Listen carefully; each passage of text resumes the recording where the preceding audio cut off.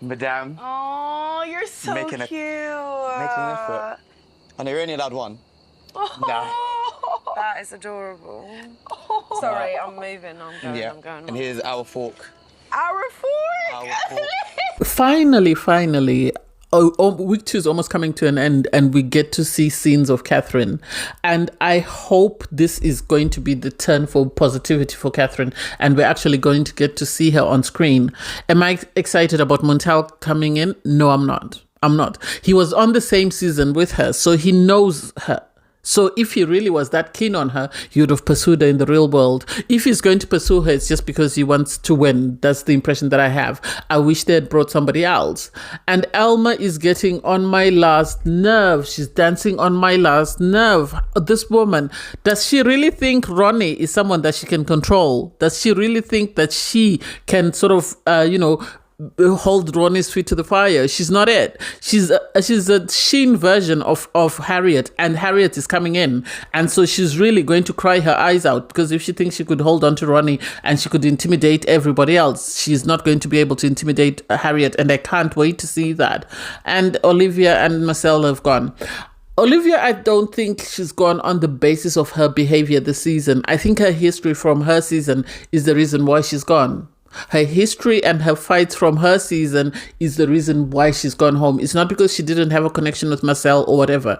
It's because of that. And I feel like that tension between the Luca and whatever situation was created so that people wouldn't know that Luca was going to be picked by Grace and Grace was his only connection. I hate that we're still going after Kaz. But anyway, hey there, thanks for stopping by. It's Valerie. Welcome to my channel. If you're new here, don't forget to subscribe. We're trying to get to 5,000. Click the like button, turn on the notification bell for when I upload new videos, and definitely leave a comment. In this episode, I'll be reviewing Love Island All Stars Season 2, Episode 9. So after recoupling, you have the new couples walk off. You have Luca with Grace, and you have Kaz with Ron.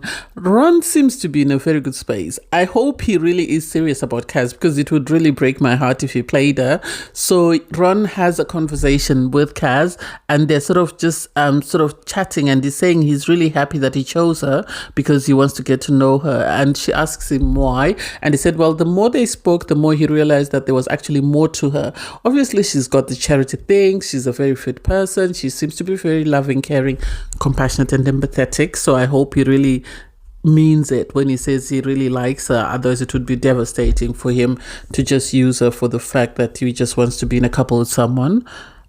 You have Luca and Grace. They're happy. Luca's happy. Well, Luca is always ox galore. You don't know whether he's happy or whether he's not happy. It's very difficult to read him.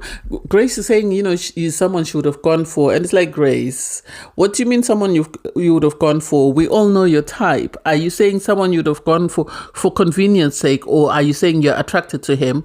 They end up going to the terrace. They share a kiss in the terrace. It was ox galore, because after the kiss, Grace was sort of taking lip balm off his lips. And it's like, okay, it is what it is. You have Casey and Gabby. They're happy to still be in a couple. And it's like, Casey, he's saying, Gabby should have slept outside if he was stolen. And it's like, Casey wanted to be stolen. He said he wasn't stolen, but he's not going to show that he's sad. He's just going to continue to pretend like he's happy with the way things are moving. And we'll see how that goes. But I don't think he really likes Gabby. I don't think he's ever really liked any of his partners, I'm going to be honest.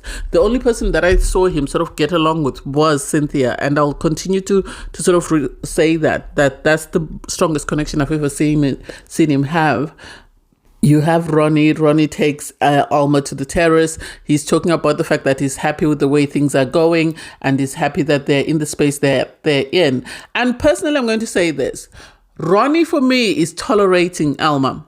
And sadly, Alma keeps giving him the ick after the ick after the ick after the ick. And I'm happy that Harriet is coming in, because when she comes in, at least my guy will get peace of mind, because I really don't think she's the right person for him. I think she's over dramatizing stuff. And I think Ronnie very soon is going to realize that actually Ron was right, that she over dramatizes stuff, and he's going to, I hope he apologizes to Ron, because I've never been a fan of Ron, but I have to give him credit, because he was right in calling her out. She didn't need to behave the way she behaved, but hey, it is what it is. you have Catherine sitting with Naz, and Catherine is sort of saying, I know you're a slow burner, but at some point we need to be making moves. You know, you need to be sitting with your arm around me. You need to be showing me that you really care about me instead of just, you know, me sitting there not knowing what's going on, me being in limbo.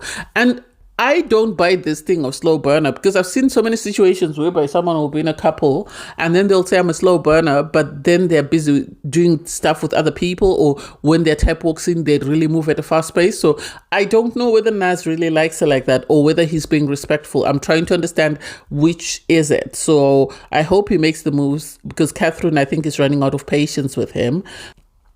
When Ronnie and Elma come back from the terrace, you have Gabby sit at the fire pit with Elma, and she sort of tells her that Casey's just told me that Ronnie said, you know, Tina is fit. I thought he said Grace, but now I realize thank you very much to the person who corrected me. So you have Elma now wanting to know, should I do something? Should I say something? Should I And it's like, please, please, please. You and Ronnie will never last in the real world, not even a week.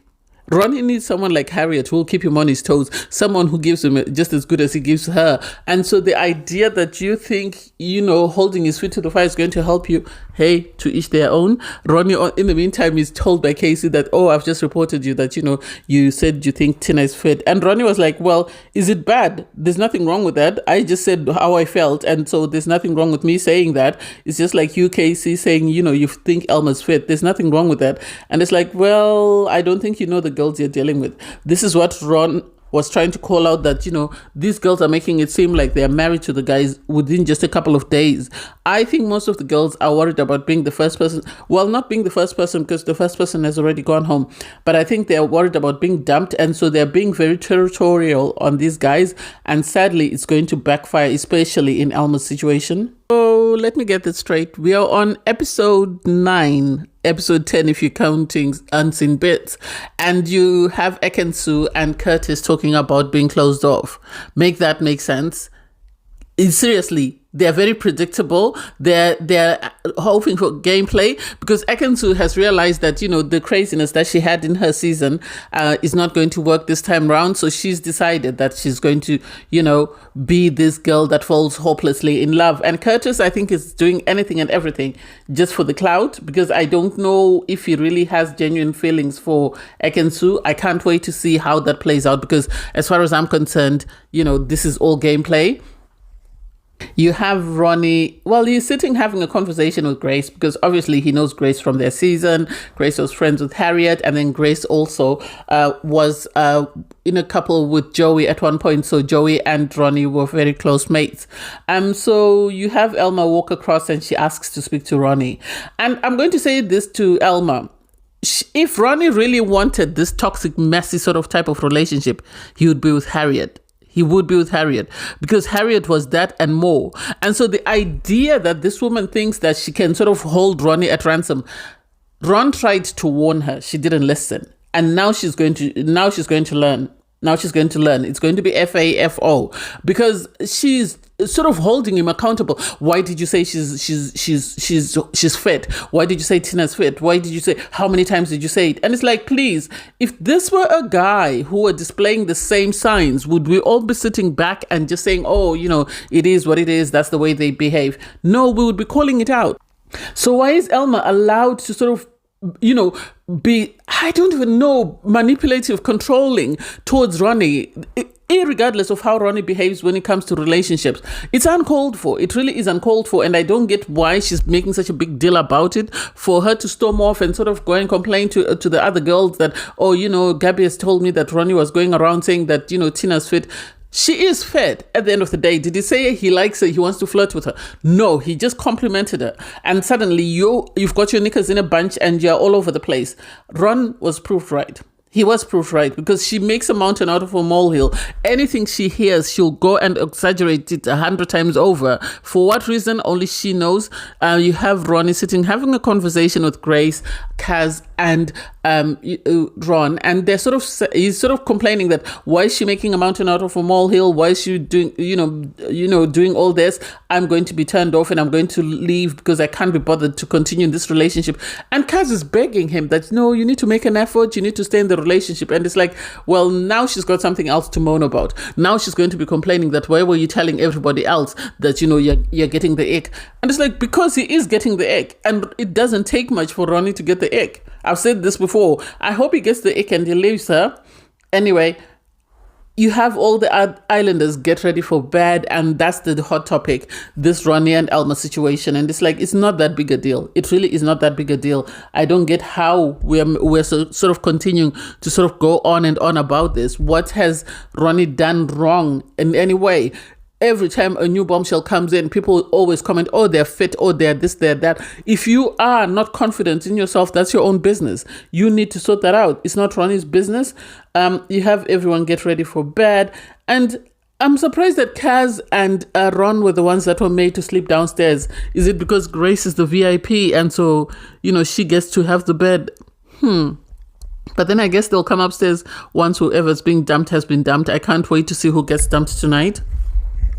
So in the morning, people are still feeling some type of way. Ronnie, obviously, he was told, I hope you have nightmares. And it's like, why are you so childish? Why are you so childish? Anyway, you have the boys have a debrief and sort of having conversations of their couples and where they stand. And Scott tells Marcel that, Liv and Luca had this flirty session. I just needed you to know. Luca was saying that if he really wanted to, he would explore something with Liv, but he's not going to. And it's like, so why are we telling him? Why are we telling him? What's the goal? Are we trying to instigate a fight or what? I think Scott did that because he's still upset with Luca because Luca gave him a sash and he didn't like the sash that he got. And so this is why he was doing that, because there's no other justifiable reason why he would say that when it's not his place. If he were Luca's brother, he would have gone to Luca and said, Luca, I need you to go and have a conversation with Marcel and tell him what happened between you and Liv, instead of going behind Luca's back. I didn't like that. So you have Marcel pull Luca for a chat, and it was a very civil conversation. Most times guys are able to get over stuff quicker than girls because they actually have a conversation about, his conversation, and Luca confirms that yes, there was a bit of flirting, there was this awkward tension, but they couldn't understand what it was. Nothing was said in regards, are we going to explore something or not? And so he reassured Marcel that no, there's nothing there. Liv and I are not going to pursue anything at all. So that was good to see. I'm happy that Marcel handled it like a gentleman. Even Luca on his part was very respectful. So I loved that because they were able to iron it out quickly without needing to call Liv or without needing sort of a mediator between the two of them. That was nice. You have Liv and Grace and Catherine sitting for a conversation, and they're Liv was sort of sussing out Grace and her dating situation since she left the villa. Grace spoke about the footballer. I think there was a footballer that was rumored to be having something to do with Grace, and Grace said no, they were not in a relationship, they were just talking. And so when it became public, things just got aux galore and they decided to just stop pursuing it. And it's like, Grace, I don't know. I think Grace wanted to come back to the villa. Some people said she broke up her relationship to come to the villa. I don't know how genuine that is. And she also reveals that she spoke to Joey. They went on a date after about 4 months or something. And it's like, were they out of the villa 4 months? Has it been 4 months? I don't think it was 4 months. They left the villa in November. Am I mistaken? Anyway, it seems like a lifetime ago. So she says they're in good books with Joey. I think Joey and Grace will always have a soft spot for one another. I think they'll be friends with benefits, and that's where I see their relationship going. I might be wrong, but hey, it is what it is. So you have Ronnie in the kitchen making, a fruit platter for Kaz and himself, and it really looks cute. And Naz joins him and decides to make one for Catherine. That was really cute because Catherine obviously had been talking about the fact that things are not moving at the pace that she would have loved them to move, and she's sort of starting to question whether there is anything there. So, Naz decided to do an act of service thing, and that was really cute because he took it up with only one fork. He said our fork, meaning they were going to share it. And so the way he sort of scooted scooted Liv out of the way because Liv kept sitting there and sort of going, oh, this is sweet, this is sweet. So he scooted her out of the way so that he could, continue with his kind gesture or his act of service. And that was really sweet because Catherine really loved that. I don't know why we don't get to see as much of their conversations. At least now we get to see part of them, because before we were barely seeing them. All we were seeing was sort of background shots or when Catherine would squeeze into a conversation that was already happening between the girls. So I'm happy that, at least we get to see them try to pursue something. I don't know how far that will go. I know, we have Montel coming in. And for me, I don't know why he's even coming in. We all know that, he's got a type, and I don't think Catherine is his type, even though he said so during their season, because they were on the same season. He was a bombshell, but he decided to pursue a connection with somebody else. Catherine, I think at the time, had been in a couple with Scott, so we'll wait to see what happens. I love that Naz is putting in effort before Montel walks in, because if Montel were to walk in and then he started acts of service, then it would look like, he's pandering. So you have the Islanders getting ready for the night, and you have Marcel sort of talking to the guys about the fact that he had a conversation with Olivia and they were able to iron out whatever was concerning him in regards her chats with Luca and the tension that was there. You also have Olivia mention the same thing to the girls. What do I think? I think Luca did not have a romantic connection with anyone. I think he had a friendship with Kaz, and so when Grace came into the villa, the producers wanted a bit of dramatic theatrics, and this is why they made it seem like Luca had a connection with Olivia, or there was something there that was brewing. I think they didn't want it to be very obvious that Grace was going to pick him because he didn't have any other connection. That's why they played on the Luca and Olivia situation, but I don't think there was ever anything there serious, because from day one, Luca let us know that he really wasn't feeling Olivia like that. So I'm a bit surprised that we tried to milk it. Obviously, Olivia told the girls that, she and Marcel were able to sort of address Marcel's concerns about her and Luca, and there was nothing there. So you had Kaz sort of be a good friend and sort of say to Grace, yes, there was something there with these two. I don't know whether they're going to explore it, but there was something there. And so you have everyone come out of the bedrooms after they pick up their drinks, they go for chats. So Grace sits down for a conversation with Luca and sort of asks him, is there anything there between you and Olivia? Because I've just heard that, you guys have something there. And Kaz was saying that, yes, there's definitely something there.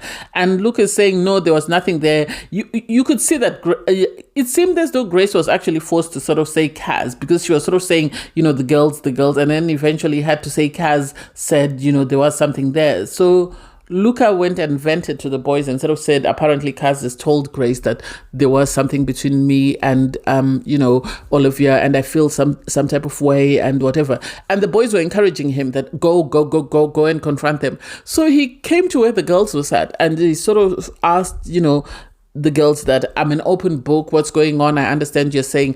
And Kaz actually owned up and said, no, I did not say you and Olivia are exploring something. I said there was something there. And he said, well, there was just intense looking, staring into each other's eyes. And Kaz was like, yeah, that's it. So Catherine sort of stepped in to say, that's just Kaz's opinion. She's entitled to opinion, whether it's right or wrong. And I think there was a sort of a misunderstanding there, and Kaz took it the wrong way. And I think the girls were able to explain to each other quickly and sort of get over that, but the producers don't want us to see that. They want us to assume that they're fighting. So I don't get why. And look up for him to sort of try and make a mountain out of a molehill. He's been around Elmer too long. It's not that deep. He knows that there was something there. He was telling Curtis that there was something there. So the idea and the audacity to try and lie to Grace. Grace is the last person he wants to lie to. Anyway, Grace is going to be recoupling with Montel soon. So he'd better make the most of his time with that. The way he was looking at Kaz, I think they have a friendship. I think two of them know that they're just creating the theatrics because they have to create theatrics. And I hate that the producers keep trying to sort of bring Kaz to the center of every drama that's going on in the villa. It really is not necessary. It really is not that deep. They need to move on and leave this girl alone. Allow her to find love. Anyway, you have Naz you have Naz receive a text message to say the islanders should gather around the fire pit. They go around the fire pit and everybody is nervous because they don't know what's about to happen. And we all know who was going to be in the bottom. Let us be realistic. Yes, Ronnie, I'm surprised he was in the bottom, but we all know Naz and Catherine and Olivia and Marcel were going to be in the bottom. I think Ronnie's in the bottom because of his partner, Alma. Elma's getting on a lot of people's nerves. I'm actually surprised they didn't go home, because you heard Elma sort of whisper, oh, we're going home. And it's like, well, it is what it is. I want you to go home. I hope when Harriet comes in, she couples up with Ronnie, because they will make entertainment for us that want to be entertained. I think Ekin-su and Curtis need to go home because they are closed off. And I think Elma needs to go home. They need to all the three of them go on the same flight. They'll save a lot of money. And so Luca receives a text message to say that the three couples that are vulnerable need to come to the front. They come to the front, and Luca receives another message to say that Olivia and Marcel are dumped. Am I surprised? Not really.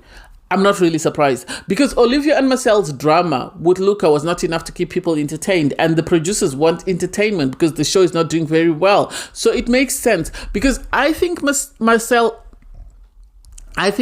is being brought in for Catherine to put Catherine in a love triangle and sort of create theatrics there. And I think Harriet is being brought in for Ronnie. So if you look at the three vulnerable couples, you'll see that the prospect of the Ronnie sort of drama far outweighs, you know, Olivia and Luca and whatever they might have. And so I understand why Olivia and Marcel were sent home. They then said goodbye to everyone and they were happy. Olivia was saying she's happy that, you know, she's going home with Marcel, and at the end of the day, she's not leaving alone. You had Scott sort of tell her that you did very well. And it's like, so these people are really sort of keeping each other in check to make sure that they come across very well. Everybody who had a very bad edit on their season is coming back to sort of revamp themselves. That's more or less the impression that I'm getting. I don't get it. So you have, you know, they pack their stuffs, they say goodbye, and they leave the villa. And then they get to sit down with Maya, Jama, and sort of have a conversation about, you know, their time in the villa. What do I think? I think there's a possibility that, you know, Marcel and Olivia could actually work in the real world. I don't know how serious, you know, Marcel is about it. I think Marcel is still going through a lot. He's still going through a divorce, but he was able to bring out the vulnerable side of Olivia, something that we didn't get to see in her season. So I don't know whether they'll work in the real world, but I hope they give it a chance and they try. I don't know whether Olivia's ready to be a stepmom, but hey, it is what it is. Thanks guys for watching. Please don't forget to like, share, comment and subscribe, and click the link in my video to watch my review from episode 8. Bye guys.